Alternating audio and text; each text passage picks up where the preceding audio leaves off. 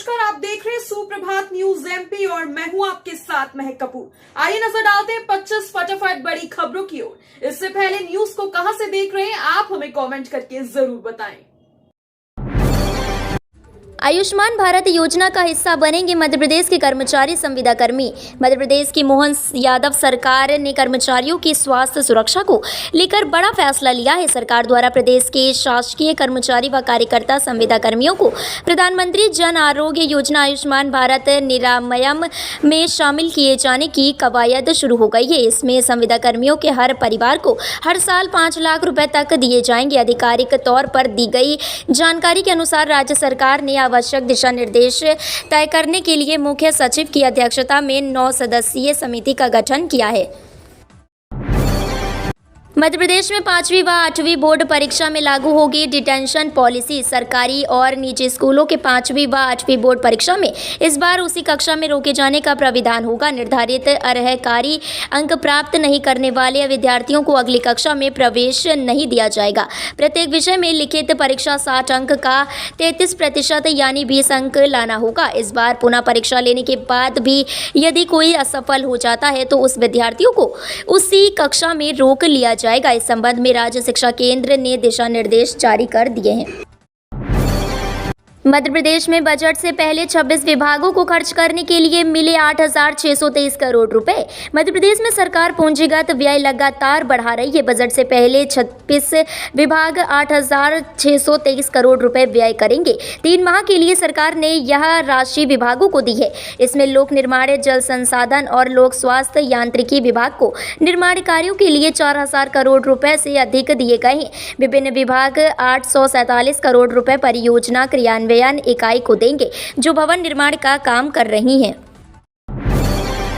लोकसभा चुनाव से पहले युवा वोटर्स पर एमपी सरकार की नजरें। लोकसभा चुनाव 2024 को ध्यान में रखते हुए मध्य प्रदेश के उज्जैन संभाग में 18 से 19 साल के युवा वोटरों की संख्या बढ़ाने के सभी प्रयास किए जाएंगे। जिन युवाओं के नाम मतदाता सूची में जुड़ने से किसी भी कारण से यदि वंचित रह गए हैं उन सबको प्राथमिकता से मतदाता सूची में शामिल किया जाएगा। सभी स्कूल और कॉलेज में विशेष अभियान चलाकर युवा वर्ग का रेशो बढ़ाया जाएगा। उज्जैन संभागायुक्त और roll observer doctor Sanjay Goyal ने राजनीतिक दलों के प्रतिनिधियों की बैठक ली है। अयोध्या से लौटते ही पीएम मोदी ने लॉन्च की प्रधानमंत्री सूर्योदय योजना। प्रधानमंत्री नरेंद्र मोदी ने अयोध्या से लौटते ही प्रधानमंत्री सूर्योदय योजना की शुरुआत कर दी है। इस योजना के तहत सरकार का लक्ष्य 1 करोड़ घरों पर रूप टॉप सोलर लगाने का है। पीएम मोदी ने सोशल मीडिया प्लेटफॉर्म एक्स पर इस योजना के बारे में जानकारी दी है। उन्होंने कहा है कि इस योजना से गरीब व मध्यम वर्गीय को बिजली के भार से मुक्ति मिल सकेगी। लोकसभा चुनाव में बीजेपी की तैयारी, 11 सांसदों का कट सकता है टिकट। विधानसभा चुनाव 2023 में भारतीय जनता पार्टी ने एमपी में प्रचंड जीत हासिल की है। बीजेपी ने 163 सीटों में विजयी हासिल कर बहुमत के साथ सरकार बनाई है। अब बीजेपी ने लोकसभा चुनाव 2024 की तैयारी शुरू कर दी है। लोकसभा चुनाव में बीजेपी एमपी की सभी 29 सीटों पर कब्जा करना चाहती है। हालांकि अभी बीजेपी के पास 28 लोकसभा सीटें हैं। शेष एक सीट छिंदवाड़ा जहां कांग्रेस का कब्जा है।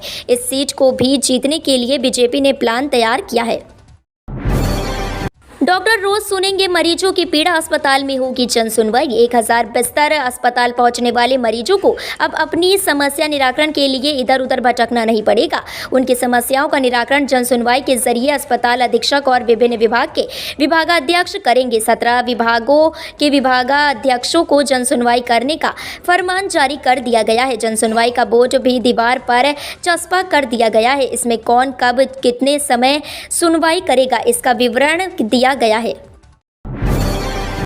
जबलपुर के रानी दुर्गावती विश्वविद्यालय में हुआ अयोध्या से सीधा प्रसारण। अयोध्या में भगवान श्री राम की मूर्ति की प्राण प्रतिष्ठा के आयोजन कार्यक्रम को लेकर विश्वविद्यालय एवं कॉलेजों में भी उत्सव की तरह इसे मनाया गया है।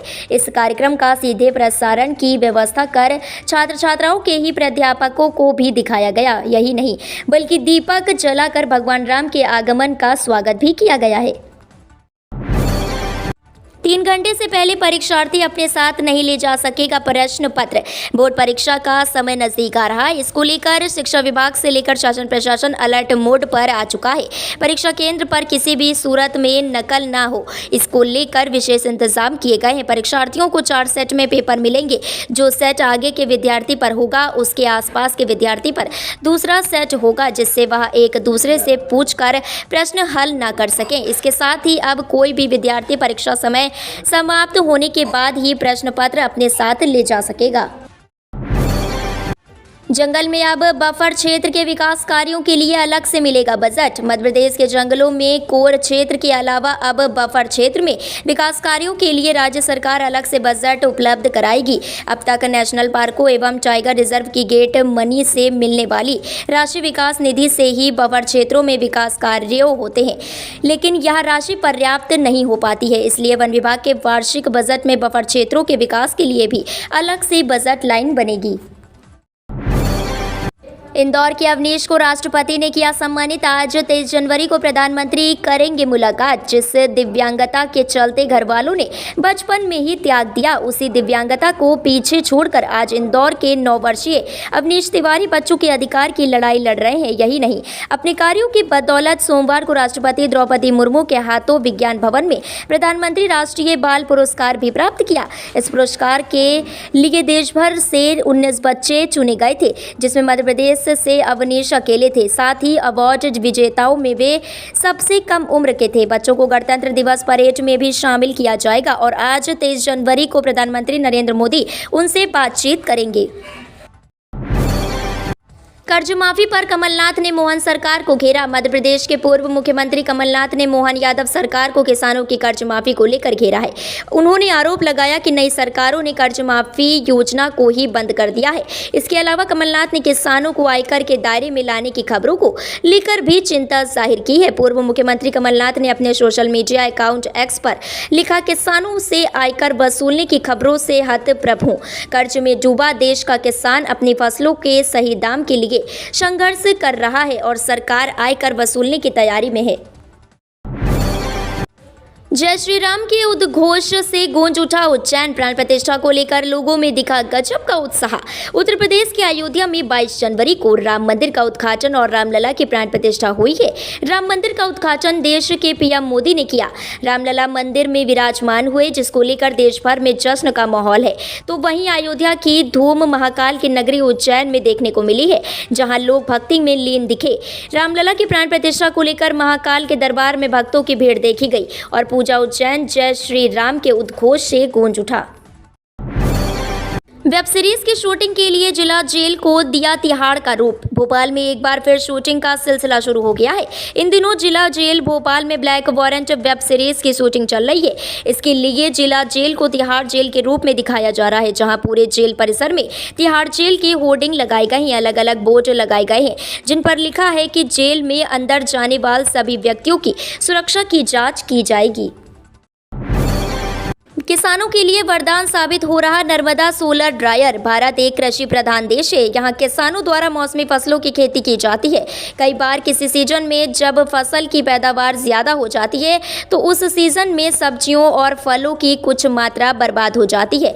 वहीं कई बार बाजार में उचित दाम नहीं मिलने पर किसान अपनी फसलों को फेंक देते हैं या मवेशियों को खिला देते हैं। अब किसानों को खेत में खराब हो रही सब्जियों और फलों को लेकर चिंतित होने की ज़रूरत नहीं पड़ेगी। विज्ञान की समझ से 24 वर्षीय शंकर केवट ने नर्मदा सोलर ड्रायर तैयार किया है। कक्षा 5वीं 8वीं छात्रों के लिए काम की खबर। मार्च से वार्षिक परीक्षा। मध्य प्रदेश के कक्षा 5वीं और 8वीं के छात्रों के लिए महत्वपूर्ण खबर है। स्कूल शिक्षा विभाग के राज्य शिक्षा केंद्र ने वार्षिक परीक्षाओं के टाइम टेबल घोषित करने के बाद अब सरकारी स्कूलों एवं संबंधित प्राइवेट स्कूलों में कक्षा 5वीं 8वीं की वार्षिक परीक्षाओं के लिए निर्देशिका जारी कर दी गई है। यह निर्देशिका सभी जिलों के कलेक्टर को भेजी गई है। निर्देशिका MP एजुकेशन पोर्टल पर उपलब्ध है। कमलनाथ ने लगाया बीजेपी पर राम मंदिर को राजनीतिक रूप देने का आरोप। पूर्व मुख्यमंत्री कमलनाथ ने कहा है कि अयोध्या में राम मंदिर उद्घाटन को बीजेपी ने राजनीतिक स्वरूप दे दिया है और धर्म को राजनीतिक मंच पर ले आए हैं। वो दुर्भाग्यपूर्ण है। उन्होंने कहा कि जब राम मंदिर का निर्माण शुरू हुआ था तो उन्होंने इसका स्वागत किया था, लेकिन आज बीजेपी ने एक पॉलिटिकल इवेंट बना दिया है जो सरासर गलत है। उन्होंने रामलला प्राण प्रतिष्ठा की बधाई दी और कहा कि वो देश में अमन और भाईचारे की कामना करते हैं। गोविंद देवगिरी महाराज ने खुलवाया पीएम मोदी का उपवास। अयोध्या में श्री रामलला प्रतिमा की प्राण प्रतिष्ठा के बाद प्रधानमंत्री नरेंद्र मोदी ने 11 दिन से चला आ रहा अपना उपवास खोला। श्री राम जन्मभूमि तीर्थ क्षेत्र न्यास के कोषाध्यक्ष गोविंद देवगिरी महाराज ने पीएम मोदी को चरणामृत पिलाकर उनका उपवास खुलवाया। इस पूर्व गोविंद देवगिरी महाराज ने प्रधानमंत्री मोदी द्वारा किए गए उपवास की भी जानकारी दी। उन्होंने बताया कि प्रधानमंत्री की ओर से प्राप्त प्रतिष्ठा से पूर्व किए जाने वाले उपवास की जानकारी मांगी गई थी। आयुष्मान भारत योजना को लेकर बड़ी खबर। भारत में करोड़ों लोग ऐसे हैं जिनके पास अपने अच्छे और सही इलाज तक के लिए पैसे नहीं होते हैं। ऐसे में वो सरकारी अस्पतालों के चक्कर काटते हैं और इलाज के लिए काफ़ी लंबा इंतजार करना पड़ता है। ऐसे ही लोगों के लिए केंद्र सरकार की तरफ से आयुष्मान भारत योजना लॉन्च की गई थी, जिसके तहत हर साल 5 लाख रुपए तक का मुफ्त इलाज दिया जाता है। अब इस योजना को लेकर एक बड़ी खबर सामने आ रही है, जिसमें कहा जा रहा है कि सरकार इसके कवर को 2 गुना कर सकती है। राम मंदिर से लौटते ही पीएम मोदी ने किया सूर्योदय योजना का ऐलान। बिजली के बिल का जल्द ही काम तमाम होने वाला है। प्रधानमंत्री नरेंद्र मोदी ने इसका बंदोबस्त कर लिया है। अयोध्या में राम मंदिर प्राण प्रतिष्ठा समारोह से लौटते ही उन्होंने इसे लेकर बड़ा ऐलान कर दिया है। पीएम ने एक नई स्कीम की घोषणा की है। इसका नाम है प्रधानमंत्री सूर्योदय योजना। इसके लिए सरकार ने 1 करोड़ से ज्यादा घरों पर रूफ टॉप सोलर लगाने का टारगेट सेट किया है। इसका मकसद गरीब और मध्य वर्ग के बिजली के बिलों में कटौती करना है।